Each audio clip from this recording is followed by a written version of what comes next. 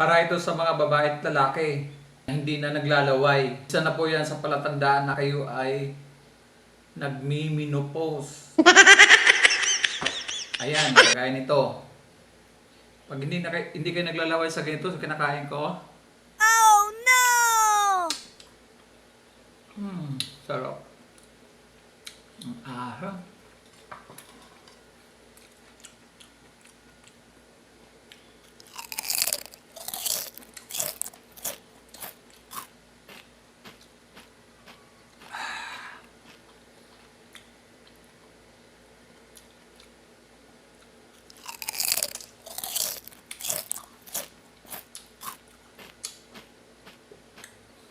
Pag di kayo naglalaway, menopause na kayo. Sarap. Maasim mo.